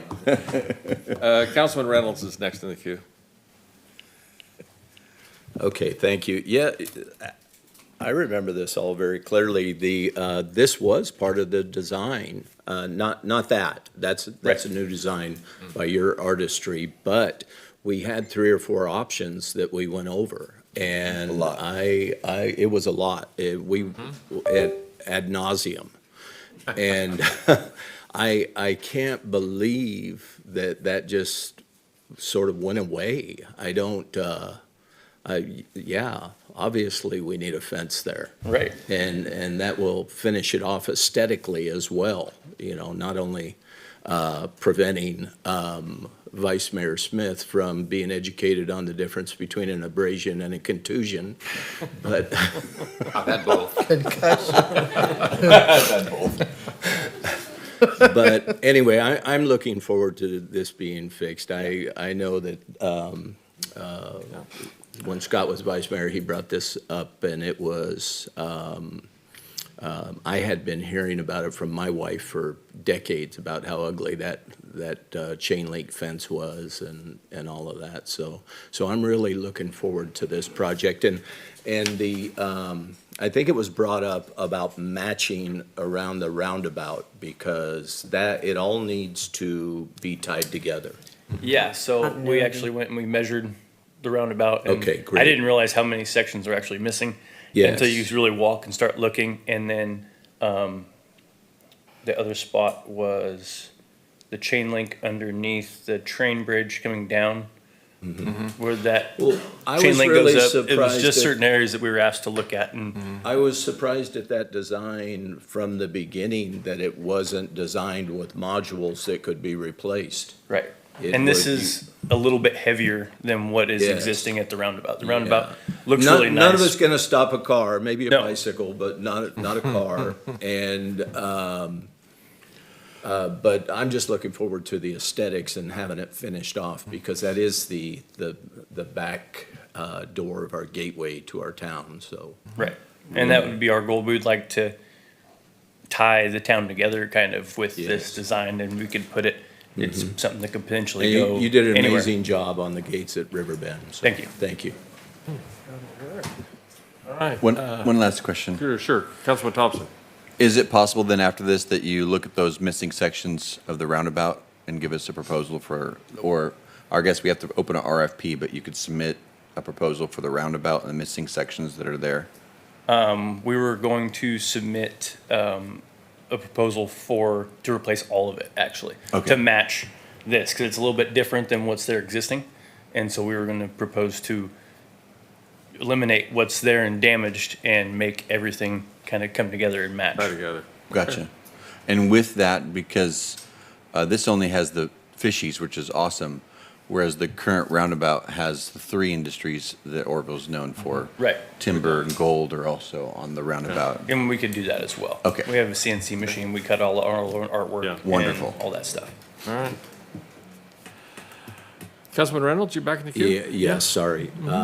I would recommend, if you're going to do that, and you probably are way ahead of me on this, but to break that out in your numbers because we are budgetly minded as well. So Rick, I what I- appreciate the roundabout area. Oh, okay, and- yes. And then the 680 feet So coming down. this is the proposals that I've already submitted, and we haven't Uh-huh. submitted a separate one for the roundabout as yet. Okay. I'm just coming in, this is my second meeting, so I don't know what went out for bid or what's going on, where we're at in the process or, so I'm just jumping in here. But I'm glad to see it being done. Thank you. Yeah. Do we have any cards on this item? We do not, Mr. Mayor. All right. Mayor, Yes, sir. if I may, just some clarity, we established that, we reestablished and we posted and solicited to get local contractors and such on our CUPCA list. So they are on our CUPCA list, so Okay. Cool. that's how we, Thank yeah. you. Great. I couldn't remember the name of it. That's what it's called. Well, and frankly, I prefer this one here because it does match the other content and it matches the purpose of the wall. The wall is all about nature and the fish and the habitat of the Feather River drainage, so. And I kind of prefer the surface mount versus the boring mount because surface mount will be a lot easier to replace. And if they do hit it, it'll be easier to break, so. And I hate to think we're planning a project for the future damages, but that's kind of what, Yeah. we're looking at, so. I appreciate the design though. I Proactive. like this one here, so. Thank you. I'm entertaining a motion. Yes. So moved, seconded. So, clarity on It's that? action. Clarity? It's action required, not. There's a few samples. Does council wish, again, this isn't budgeted All right, in let's this year's call. budget, so. Let's just say I like the one that's sitting on the podium. Yes. Okay. That one? And Mr. Mayor and Council, I'd like to also add that whatever decorative or safety fence that we're going with, I might have mentioned to some of the other council members and the mayor, I'd like to use that as a motif in different areas of the city, kind of keep it as a common theme throughout the city. So maybe in a more holistic and strategic look, you might want to keep that in mind. It's our fence, nobody else's fence. Exactly, exactly. Excuse me, Mr. Mayor, I like that one as well, and I think that is similar. The design on the gates at Riverbend, Yes, it is. So we did the Riverbend gates last year, and then that's why we kind of That's why just you- show the stainless seal over the top of the background, and it just kind of gives it a border, and they can be placed. We just put these in a couple of different places to show they can be placed anywhere, just to kind of. It's good that we have this design. You might be able to just install it with floats because we may need it with the river rise. That's right. Right now. Now, that's a salmon, right? Because Correct. from here, it looks like a steelhead. No, salmon. All right. I made sure. So there's the, Like, The direction is this is to, it. direction the given. council likes that one, and the Yes. direction is to see if if we have funding in this year's What can budget be done. somewhere, we'll Yeah. revisit that, and. Sounds good. Okay, Do we need a vote on that? I think direction's been given, so we have to All bring right. something Right. back, so. Thank you, sir, for coming in. Thank Appreciate you. the models. No problem. Thank you. You can take those to some other city, the two at the bottom. These are just for us. Yeah. All right, item number 9 is approval for contract code and cost analysis 2000 Challenger. Who has this one? And Tim's going to talk, but I'll just kick it off again. We've talked about this project since the Goals and Priority Workshop last, I think March or April of last year, to try to see about getting a second public safety facility within the city. And we've been looking at the facility out on Challenger Way? Challenger Way? Avenue. Avenue, thank you. So I'll turn it over to, Tim's got an update for that.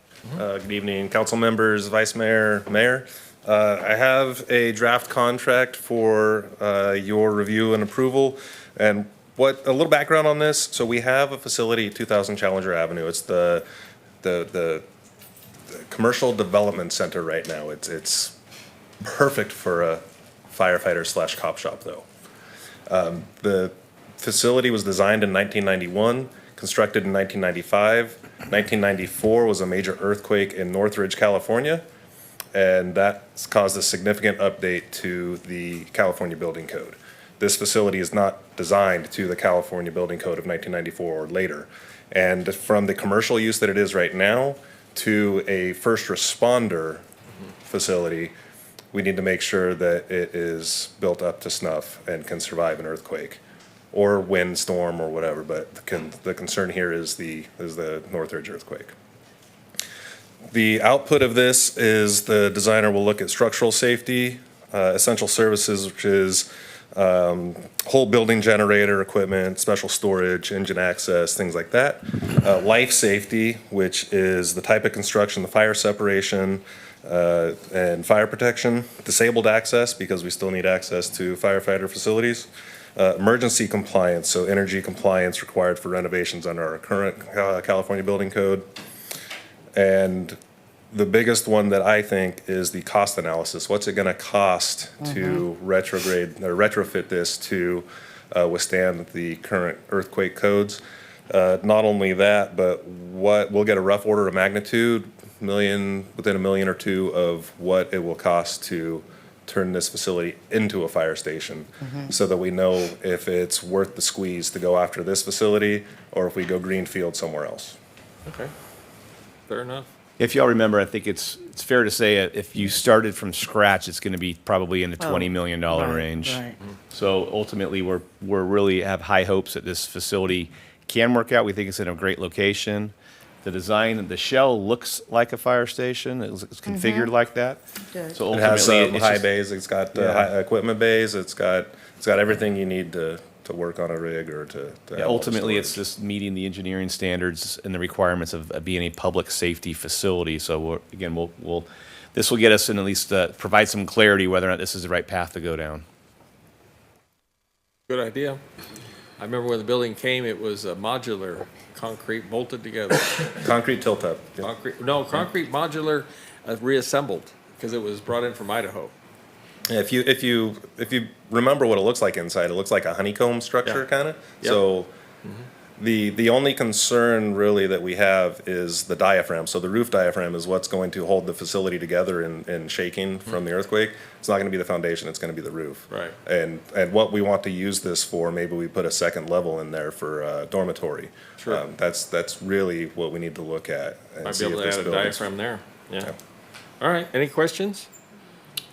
I have a question. All right, Councilman Goodson. I'm probably jumping the gun, but I remember when I first came on council and I heard this conversation about special tax in the district. It's what is it, Melrose? What, is that what it is?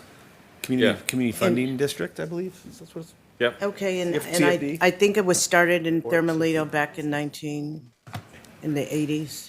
Yeah. So yeah. So the residents have paid into this to support a public safety, fire department, et cetera, and infrastructure improvements. So my question is, how would this tax come into play with regard to the facility upgrades and other improvements needed? And it is, how old is that building? It was 31 constructed in years old? 1995. So there are a lot of. It's 30 years old.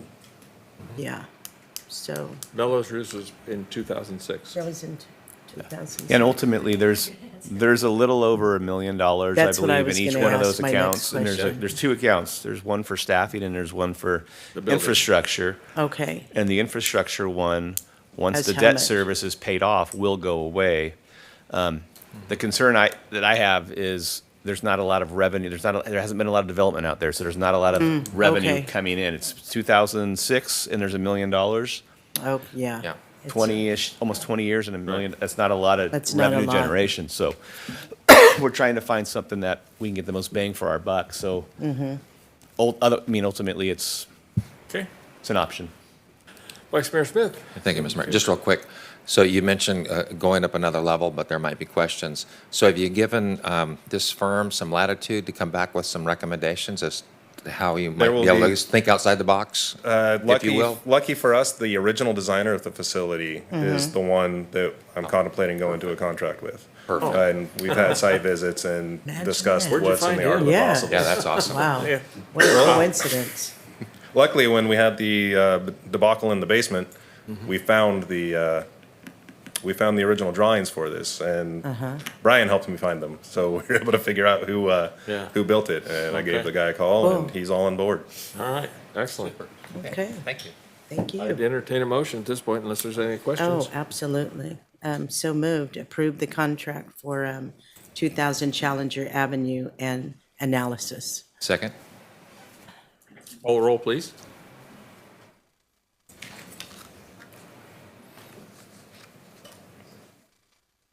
She's not here tonight, but I know Councilman Tracy Johnstone is very much Oh, in she favor of would it. have approved of this. We even toyed with the idea of calling it Tracy's house, but we're not there yet, so.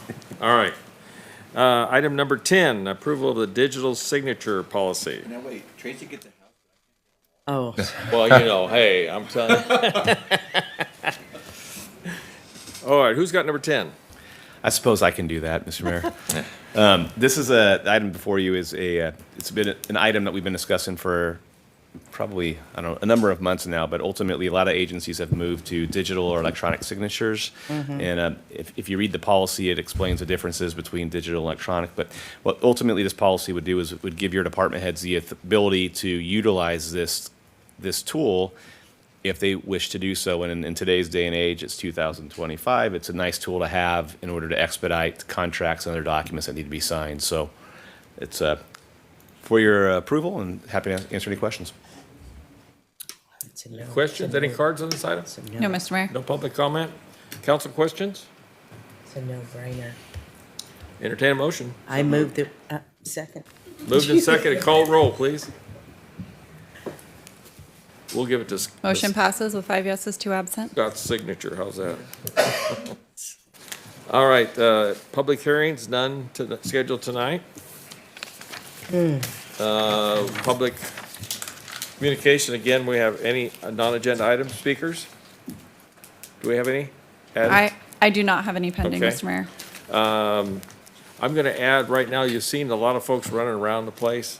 We actually have some apartments that have been flooded, and our public works Again. guy, our public works guy, Fred, is running around taking care of that, and all other points around town. Brian, maybe you can update us with things. Yeah, well, just what I know of right now is the street right here in the corner was probably about water up to the curb, so that's why we were having some intrusion over there, because the new drainage outlet that we had going out there was completely covered in water, pushing water back up. So we're pretty sure we're having a pump issue, probably the main pump that we were just talking about. So Right. thankfully the rain's going to stop within about an hour and give us about 36 hours of reprieve, but So what's going on with I've been getting reports The Table Mountain. of the We have Table some Mountain, flooded apartments. again. Riverbend. the apartments once again. Yeah, It's I've- all of, Well, I forward those along to Fred, so he's aware.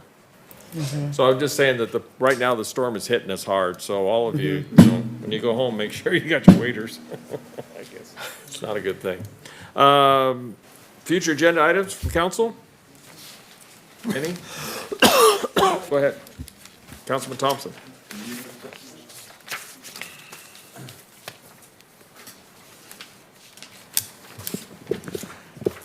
So I actually have a lot to say, if you don't mind me just taking a few minutes here.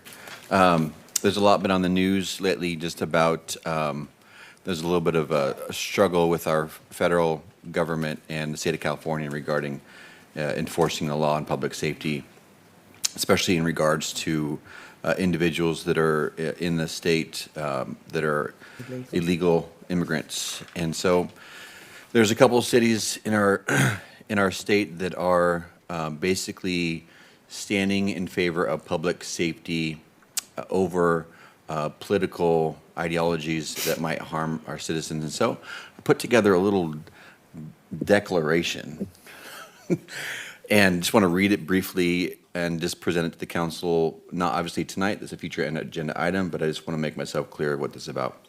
It's a resolution of the City Council, the City of Oroville, California, declaring the City of Oroville a non-sanctuary city for illegal immigration and affirming cooperation with law enforcement to protect public safety.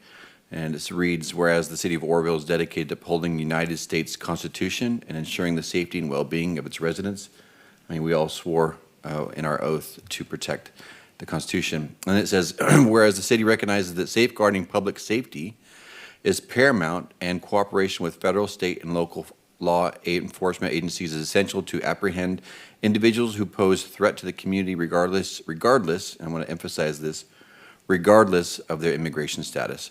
And whereas recent enforcement actions by the U.S. Immigration and Customs Enforcement, or ICE, have highlighted the presence of individuals with dangerous criminal records among the illegal immigration population, underscoring the need for diligent law enforcement collaboration And whereas the city opposes any policies or practices that harbor or protect individuals from prosecution by the state or federal enforcement agencies, such as action may place our citizens at unnecessary risk. And whereas the city of Orville recognizes the importance of adhering to federal laws, including Title 8 U.S. Code, Section 1324, which prohibits the harboring of illegal aliens. And whereas the city of Orville believes that cooperation with federal immigration authorities is essential to reduce crime and safeguard its citizens.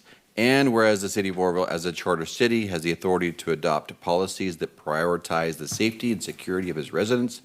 And then it reads, now therefore be it resolved by the City Council of the City of Orville as follows. Number one, non-sanctuary city declaration. The city of Orville hereby declares itself a non-sanctuary for its city for illegal immigration. Number two, commitment to constitutional principles. The city reaffirms its dedication to upholding the United States Constitution and protecting the rights and freedoms of its citizens. Number three, cooperating with law enforcement. The city affirms its commitment to work in full cooperation with federal, state, and local enforcement agencies, including ICE, for the apprehension and prosecution of criminals, irrespective of their legal status. Number four, commitment to public safety. The city reaffirms its dedication to protecting the life, the liberty, and the pursuit of happiness of its residents by ensuring that individuals who pose a threat to public safety are apprehended and prosecuted in accordance with the law. You think that makes sense? It's basic common sense. Number five, opposition of harboring policies. The city opposes any policies or practices that harbor or protect individuals from prosecution by the state or federal enforcement agencies, recognizing that such actions may endanger our citizens. And almost done. Protecting our citizens' rights. The city acknowledges that while it upholds individual freedoms, it also has the responsibility to protect its citizens from criminal threats by ensuring that those who violate the law are held accountable. And seven, implementation, the city administrator and the chief of police are directed to implement this resolution to ensure that all city policies and procedures are consistent with the declaration. Just a couple words on this. Tonight, this is not partisan. It's not about ideologues, but about public servants entrusted. They're entrusted with the solemn duty to protect lives and the liberty and the well-being of the population of Orville.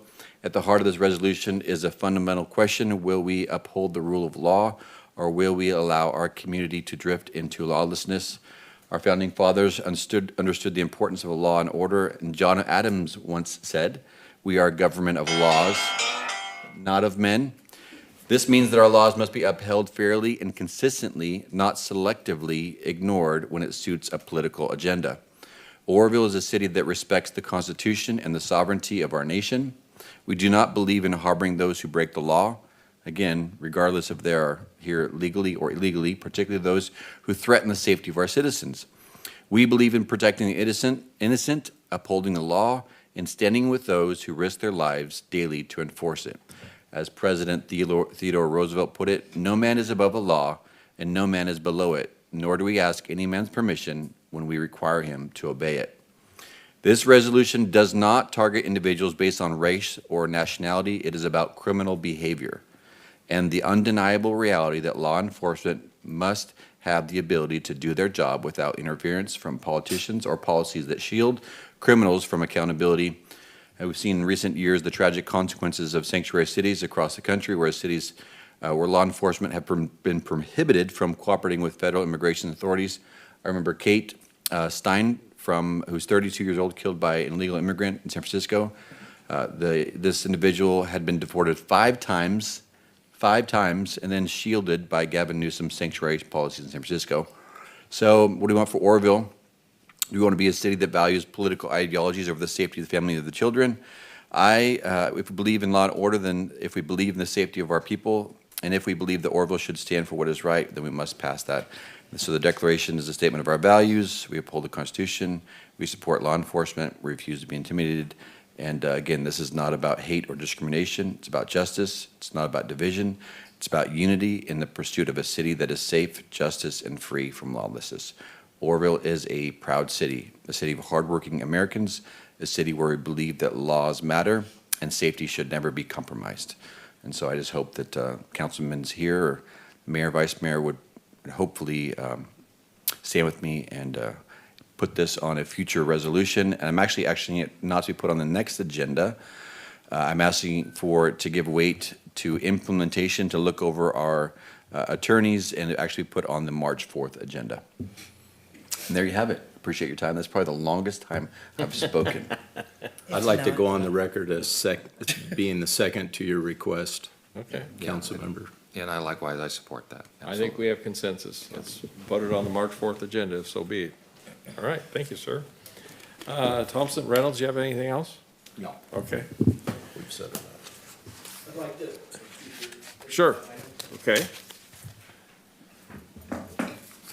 So I know I've talked about hopefully someday it'll get implemented, but I would like to see a proactive tree replacement policy with the city for their trees. At our property on Huntoon Street, we've got two big holes in the middle of the sidewalk where the city trees got so big that they finally did major cement damage and major gutter damage, so they had to be cut down. They can't be replaced because there's a big hole in all the curb has to be replaced, the sidewalk, there needs to be major infrastructure work done because it's probably 15, 20 years too late. I would like to see us be proactive and start cutting down the smaller trees that aren't gonna that can be replaced right away, so that you see it starting to do gutter damage, starting to do infrastructure.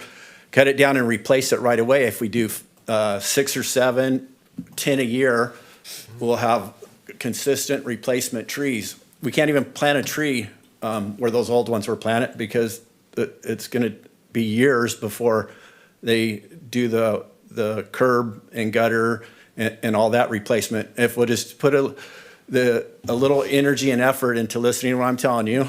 I've been doing trees for a lot of years. You guys got a good tree crew. It's my old tree crew. They don't listen to me anymore, so I would already have them do it.